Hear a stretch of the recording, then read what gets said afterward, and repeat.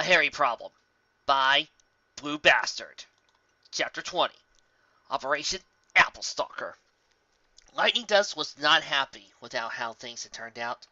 First off, the one pony she thought of an actual friend, or at least her equal at bar drinking, seemed to have set her up to challenge Applejack simply to fail. Second, Applejack had ended up being some kind of bipolar werewolf who had torn her a new one after she tried assaulting the farm pony. Third, all of Applejack's friends apparently not only knew about the orange mare's lycanthropy, but were going so far as to indirectly threaten Lightning Dust to cover the incident up as a freak Timberwolf attack. Fourth, and finally, Ponyville General Hospital was extremely uncomfortable for a Pegasus like her, who had spent most of her life in the cloud cities of the Pegasi, and so was more accustomed to the comforts of cloud-based construction. However, with a badly sprained wing and a multitude of physical injuries, she wasn't going to be airborne anytime soon. But she had to be true to herself. Nobody would truly worry about her. Having grown up in an orphanage without parents or even stable relationships to other ponies, LD had to always fight for herself and burn bridges when necessary. But then again, she never had the chance to feel how truly alone her path in life had made her ever since the day she had to leave the orphanage. No family, no friends, no pony. Well, there was Rainbow Dash, who had come in to check up on her, but it was impossible to know if the science Pegasus was there out of pure concern for her fellow wing pony, or making sure Lightning Dust kept mum. Because of the latter, Dust couldn't count on Rainbow Dash's actions to mean anything, although it warmed her heart a little to know that after everything she'd done to Rainbow and friends, Dash kept a loyalty she shouldn't need to keep for any given reason. But she was surprised when another pony came in bearing a get-well gift. Derpy Hooves, the crazy-eyed male mare of Ponyville, walked through the door with a bag of something in her mouth. What? Stared at the confused Lightning Dust, unsure of what to make of a complete stranger paying her a visit. I heard that you got attacked by some Timberwolves, and I don't really know any pony from around here, so I brought you some muffins to cheer you up. Chirped Derpy, having placed the bag on the container. Muffins? Yeah, my favorite, chocolate chip, Derpy said, a smile to drop to a frown. Oh, let me guess. You don't like chocolate chip, do you? What? Oh, no. I like chocolate chip. Dust quickly sputtered. Truth be told, she never had muffins of any kind. That poor dear. But here, it wasn't so much her lack of knowledge about muffins than it was about keeping Derpy not feeling bad about what was purely a charitable action. It's just that no pony's ever done something as simple as bringing me muffins. No, some pony who doesn't deserve any form of kindness. Nonsense! I don't know who you are, but you're clearly a pony who's had it rough lately. And sometimes we all need things to improve is to be some kindness. That was food for thought, considered Lightning. Here was this pony. Some pony who, in another situation, Dust would have shamelessly made fun of for her weird eyes. But even though this mare had to have known about what Dust had done at the academy, it had been widely popular theory was spread all over Equestria, where by all rights Dust should have been mocked by this mare. Instead, she brought muffins and was being encouraging to Dust that she could still turn her life around. But then there was the problem Dust had encountered. Applejack was a violent werewolf. While granted, Dust had pushed Applejack to the limit and effectively forced her own ass-kicking. The fact that the normally mild-mannered mare even had such a violent streak hidden inside that was so uncontrollable once unleashed was something that put the whole town in danger. Lightning reasoned that, despite recognizing she was pretty much a bitch through and through, she wasn't so far gone that she'd leave a danger like Applejack to threaten innocent ponies simply because she didn't give a damn. Fortunately for her, Derpy chose to change subjects. At least, more kindness than those Timberwolves showed you. It's been so scary lately. There's been an increase with Timberwolf attacks over the past few months, starting with that grievous injury Applejack got when one of them nearly crushed her throat with its jaws. You sure it was a Timberwolf? Asked Dust, secretly skeptical about how Applejack was being played up as an innocent. Yeah, there was a lot of blood and everything from what I heard. Completely random, too. Some monster-sized Timberwolf allegedly just shot out of the woods and attacked her without any provocation. Come to think of it, A lot of problems with the Timberwolves lately seem to involve the apples some way. Gee, I wonder why, thought Dust, as he kept quiet as Derpy continued.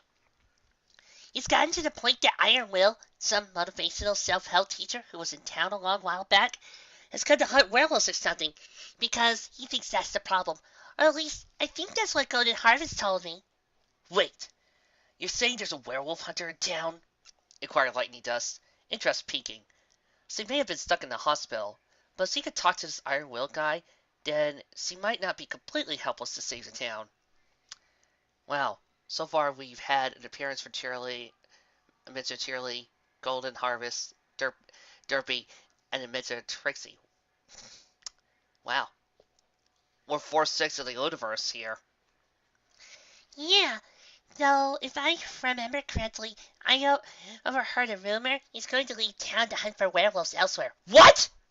Exclaimed Dust, dismayed at her improving prospects almost getting gasped. Look, sorry, I didn't catch your name. Oh, my name? I'm Derpy. Derpy Hoops. Then what does your eye condition have to do with your Bubbles cutie mark? Wondered Dust before clearing the thought out of her head. This wasn't the time to go back into bitch mode. So, LD continued on as if nothing happened. Okay, Derpy, listen. I need you to go find this Iron Will guy and tell him that before he leaves town, I need to talk to him. Why? Because I have vital information about something he's interested in. Now hurry, please! I'll find him right away, said Derpy before turning around and promptly face-planting due to tripping over her own hooves. Yet, with no dignity lost, she simply stood up and said, My bad, and continued on her way. Needless to say, Lightning Dust was impressed.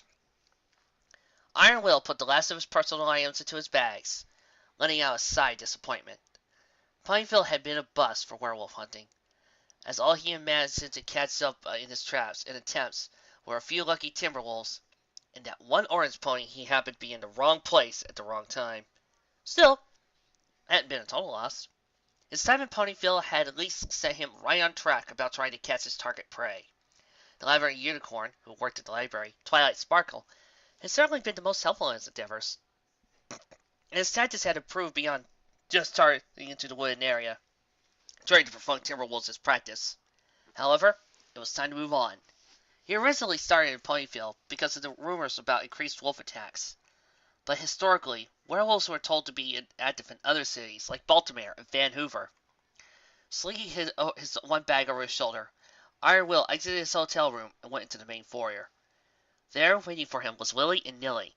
The looks on their faces were enough to tell that they were only too eager to move on from the town after all the failures, but were still willing to help their boss out in his marriage quest. Iron Will had to smile at that.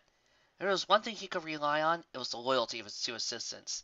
He even thought of them as friends, had he still not been paying them for what he knew was truly a fool's errand. Also awaiting him, though, was Wild-Eyed Pegasus. Mr. Rill, I have a message for you, she announced. The Minotaur raised an eyebrow at that. He wasn't expecting anything. He just hoped beyond hope it wasn't from his parents, asking him if he caught a werewolf yet. A message for Iron Will! Yeah, there's a Pegasus named Lightning Dust over at the hospital who wants to talk to you. She wouldn't say what about, but it was urgent that she pass the info on to you before you left town. That was intriguing.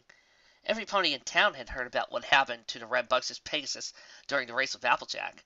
The entire settlement growing ever more concerned about the threat werewolves were now posing to every pony. However, it was also well known that Iron Will was specifically hunting werewolves. So if there was any kind of lead that could yield proof a werewolf still existed, Iron Will wouldn't risk passing it up. Alright. Iron Will shall go see this pony. Willie, Nilly, I trust you to go handle taking us out from here? Asked the Minotaur, receiving twin salutes of acknowledgement from the two goats. Nodding in approval, Iron Will took his bag with him as Derpy led him to the hospital. Along the way, he purchased some flowers once Derpy mentioned Lightning Dust didn't have any pony wishing for a quick recovery. Upon arriving at a hospital, a pony by the name of Nurse Redheart informed Iron Will that Lightning Dust's wing injury had not been a sprain as commonly rumored, but a serious enough bone fracture that she needed a minor operation to set the bones. While she was back in her room, she was still hopped up on anesthesia and wouldn't be able to talk much. That made Iron Will's heart sink as they're about getting the leave he had hoped for. He told Redheart he would at least deliver the flowers in person. He had already bought them, so might as well carry out the kind gesture they were meant for. Indeed, upon arrival, Iron Will found the crippled Pegasus asleep in her bed, hut monitor beeping, and an IV pouch hooked up. While he wouldn't be getting any information out of her until possibly a few hours later, but without anything to go on, Iron Will couldn't stay that long. Well, I guess it's to Baltimore then, thought Iron Will, as he placed the flowers in a waiting vase, already filled with water. Before leaving, he wished to at least express some well-wishing. Iron Will doesn't know who you are, but he hopes you make a swift recovery so that you can go back to enjoying life in the skies, as your kind were born to do. He turned and made for the door. Wait. A sleepy voice suddenly asked from behind him. Turning back, Iron Will found Dust had now woken up to the point of her being aware of surroundings. So, you're the famous Iron Will, motivational speaker and werewolf hunter? Of course Iron Will is, replied Iron Will.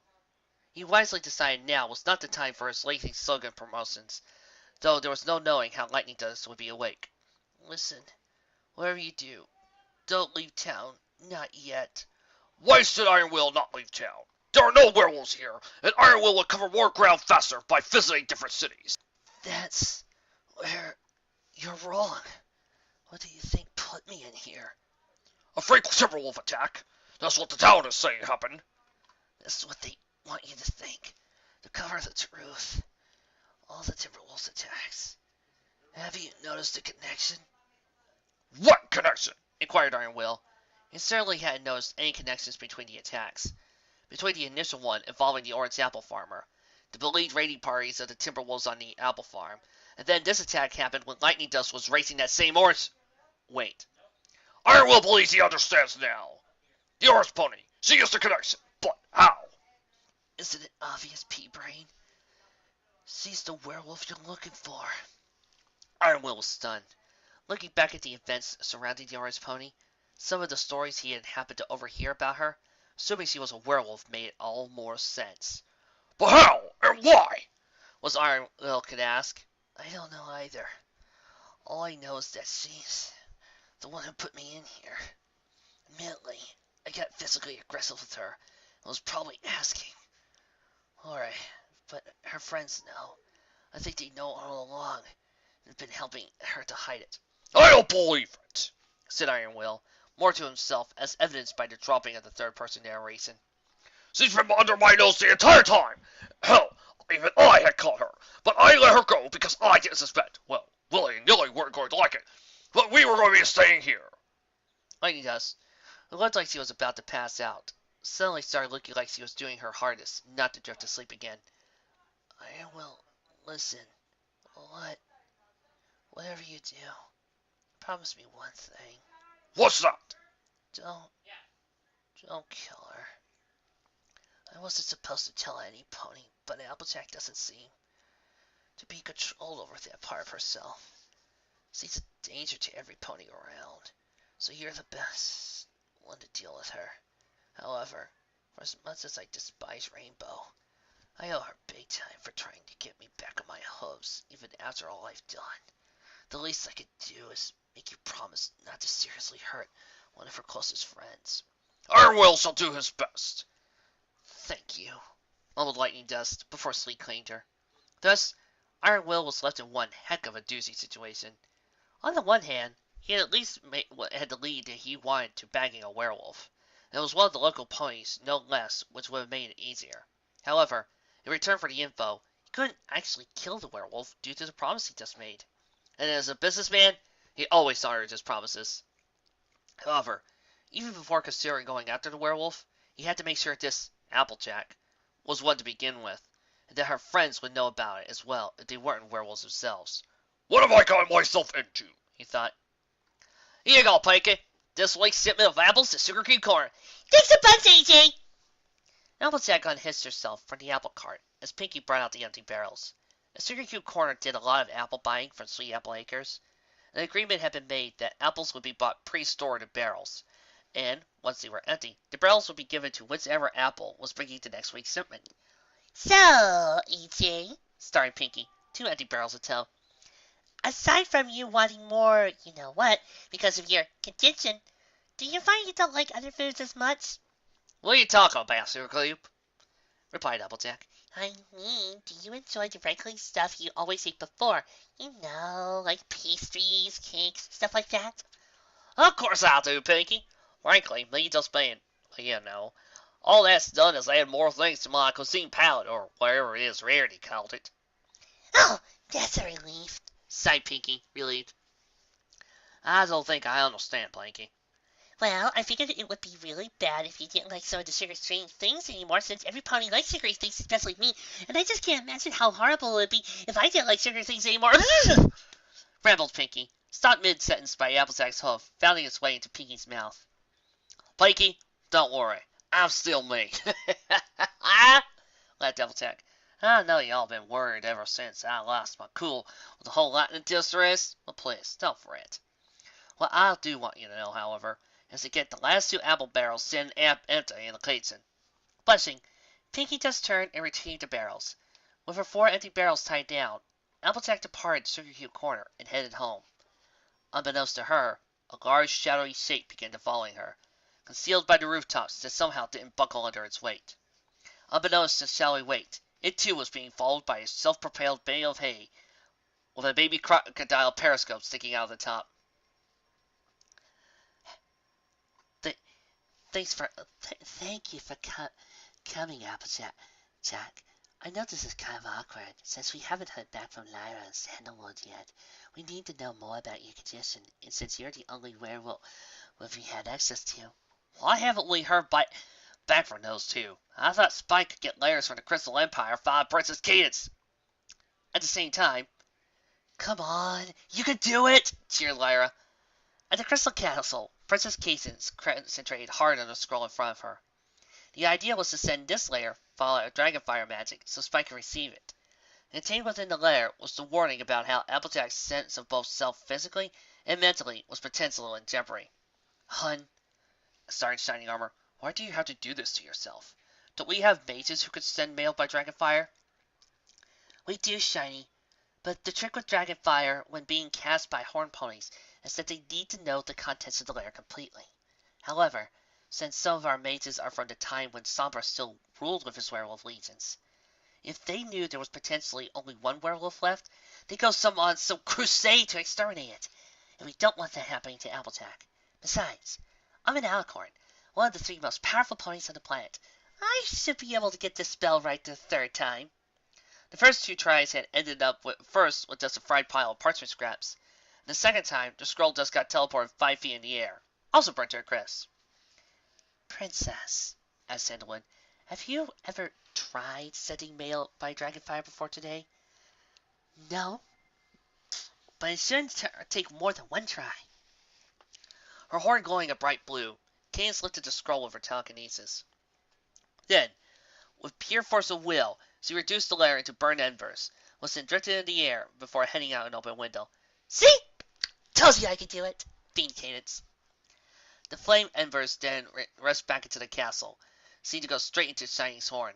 His pupils shrunk for a moment before he felt the need to empty his bowels. Instead of food, however, he threw a blue magic fire and tore remnants of the layer. Maybe it's harder than I thought, grinned the Princess of Love. Well, I'm sure we'll hear from them soon enough. Twilight assured the apple farmer, her heart glowing in all the window covers, rendering the only light sources for the interior lights. Okay, we're closed up. Go ahead at your convenience. Alrighty, partner, replied Applejack, before shifting into wolf form. Twilight winced, not as strong as a reaction she had first upon witnessing the transformation a few weeks ago. Spike, on the other hand, finally put 2 and 2 together. AJ, remember back some time ago when you said you'd kill me if I ever tried helping you like I did again? Yeah, replied the werewolf. You were serious, weren't you? I'll be honest, Spike. I've been trying not to hurt you for most of that day. I never want to hurt you at all normally.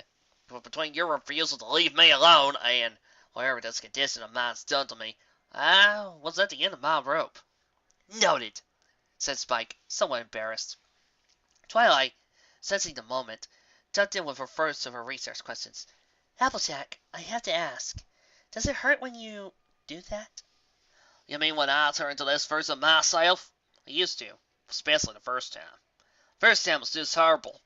Would Would you be okay with describing what it was like? I'll do it, Twi. But just so you know, it was the worst feeling any pony could ever have to endure. I'm only letting you know this simply because I hope you and no pony we ever hold dear has to go through what I have. Wow, the irony of Applejack. This is another good fic, but wow. Irony for the sequel. The Minotaur had to admit there had to be some credence to what Lightning Dust had said. The exchange of sugar cube corn between Applejack and Pink something. He couldn't remember the full name. Something to do with baked goods. Pink cake? Baked sugar? It wasn't important at the moment anyway. What was important was that he had been watching the place for about 2 hours, and needed to grab some lunch badly.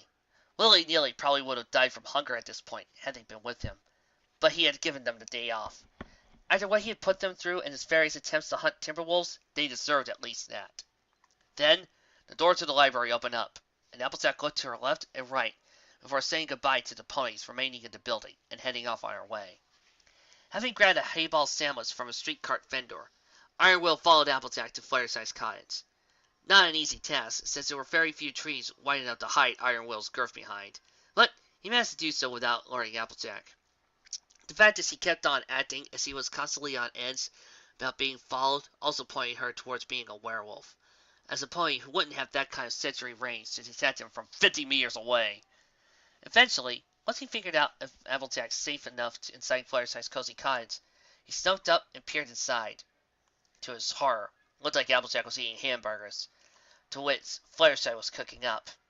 Normally, Iron Will usually lived up to his second nickname, Iron Stomach, as one of his lesser-known talents was the ability to eat just about everything. But, being a close relative species-wise to normal cattle, he couldn't go anywhere near meat products involving beef. Just the sight of it would make him hurl, which he had to rush off quickly to do. He knew there were some ponies that ate meat. Hell, the mere fact that Mary existed in Ponyville more as a tourist spot than the actual Lucas cuisine was evidence enough. But the fact some pony who raised cattle also ate them, he felt the need to oblige a second gut purge. It also just strengthened the case of making Applejack out to be a werewolf. The fact that he was some pony who normally lived harmlessly with cattle on the same farm pointed her to being the kind of pony who would normally staunchly eat anti-meat. And yet, there she was, having one of her friends secretly prepare burger patties for her, as if she was ashamed of having the need to eat meat. Iron Will was seriously wondering if trying to hunt a werewolf was an even dumber proposition now he was pretty sure that one did exist on the other side of that window. Then his watch buzzed. Alarm? He shot off to wait for the cottage before either pony, or any of Fluttershy's animal friends, could realize he was there. On the other hand, it was the alarm reminding him he needed to take his blood pressure meds. He couldn't smirk at the butt of perfect timing, as his blood pressure had to be dangerously high after seeing a pony eat beef and enjoy it. Later, Applejack was all alone by herself behind the Apple family barn. Ever since exposing her secret to her friends and family, she found these moments of self-reflection helped her truly appreciate how blessed she was to have such an understanding circle of friendships.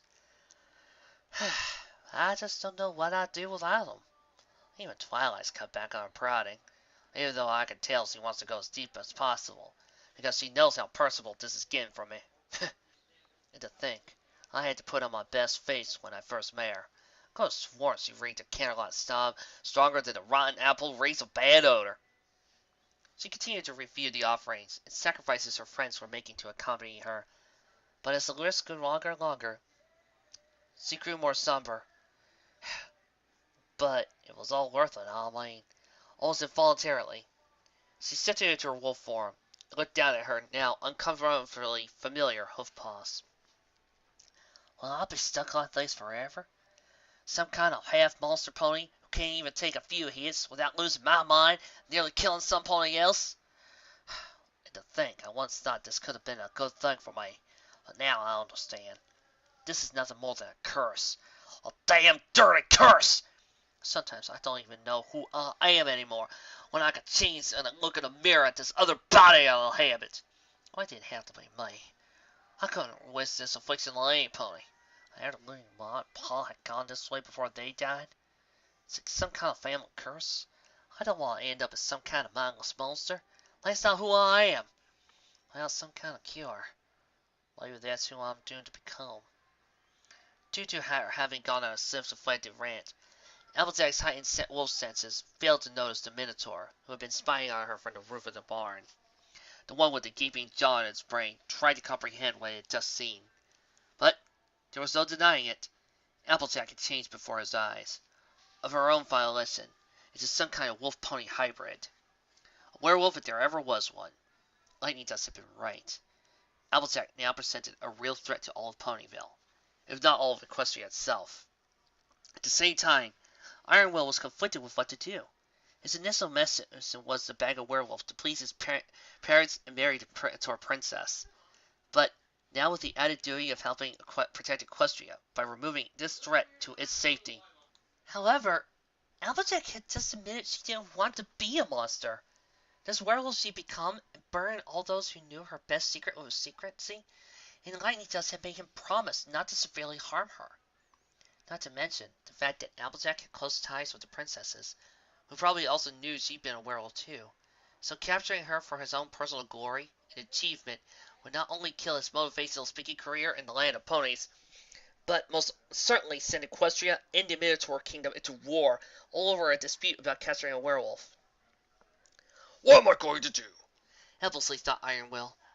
Deciding Applejack was at least not going to leave the town anytime soon, he decided to just head back to the hotel. He could think about his own choice overnight, but he knew it would not be an easy one, no matter which way he went.